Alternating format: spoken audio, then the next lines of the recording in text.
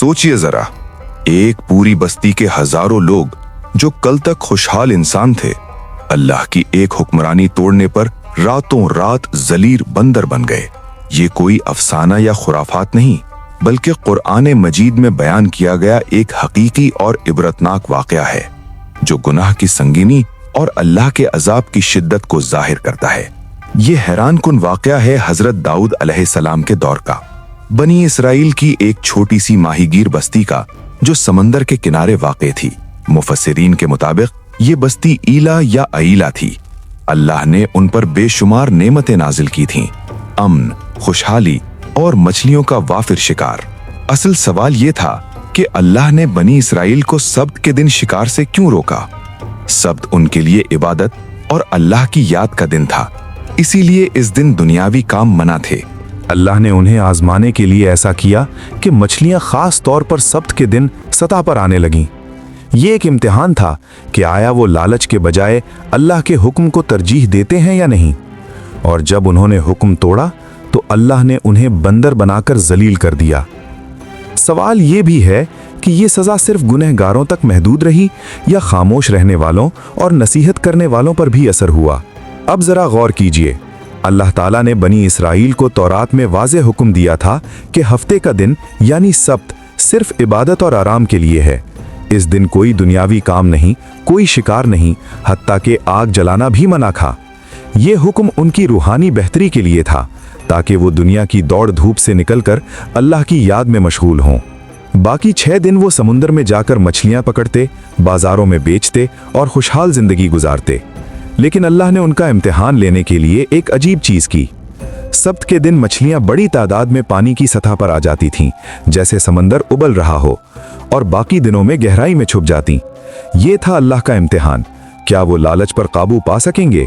मुफस्सिरीन जैसे इब्ने अब्बास रजी अल्लाहु अन्हु फरमाते हैं कि ये मछलियां सब्त को शरअन यानी खुलेआम सतह पर तैरती नजर आती थीं।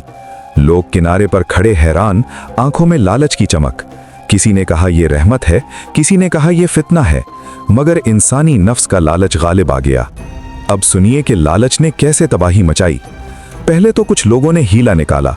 जुमे की शाम को जाल और नहरें खोद कर डाल दिए ताकि मछलियां सब्त को इनमें आ जाएं और वापस न जा सकें। वो कहते, हमने तो सब्त के दिन शिकार नहीं किया, मछलियां खुद आ गईं। ये था हुक्म इलाही से खुला धोखा। ये गुनाह आग की तरह फैल गया और लोग अमीर से अमीर तर होते गए। बस्ती में 3 ग्रोह बन गए। पहला ग्रोह जो खुलेआम गुनाह कर रहा था, दूसरा जो बुराई से रोक रहा था, मस्जिद में बैठकर कहता अल्लाह से डरो अजाब आ जाएगा।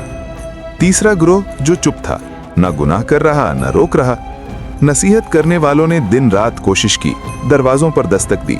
एक बुजुर्ग ने सबको जमा करके हजरत दाऊद अलैहिस्सलाम की तालीमात याद दिलाईं, मगर गुनाहगार हंसे, कहने लगे तुम अपनी इबादत करो, हम तो मजे लूट रहे हैं। रातों को हवा तेज, आसमान पर बादल गरजते, दिलों में बेचैनी बढ़ती गई। क्या ये अजाब की अलामतें थीं? अब आइए कुरान की आयत पर गौर करें जो ये वाकया बयान करती हैं। सूरतुल बकरा आयत 65 में अल्लाह फरमाता है, तुम्हें मालूम है उन लोगों का हाल जो सब्त में हद से गुजर गए, हमने उनसे कहा जलील बंदर बन जाओ।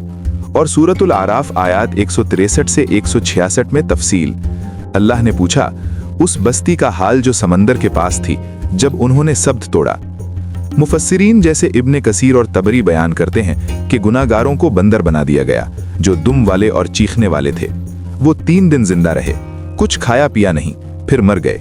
उनकी औलाद न हुई और आज के बंदर उनकी नस्ल नहीं। नसीहत करने वाले बच गए क्योंकि उन्होंने अम्र बिल मारूफ किया। खामोश रहने वालों का जिक्र नहीं, मगर सबक ये कि खामोशी भी कभी गुनाह बन जाती है। ये अजाब सिर्फ उन तक नहीं बल्कि आने वाली नस्लों के लिए इबरत था। फिर वो खौफनाक रात आई जब जमीन कांप उठी, आसमान से आवाज गूंजी, ए नाफरमानो रुक जाओ। नसीहत करने वाले मस्जिद में पनाह मांगने लगे, खामोश घरों में छुप गए, मगर गुनहगार अब भी किनारे पर लालच में डूबे। सुबह हुई तो बस्ती में चीखें गूंज उठीं।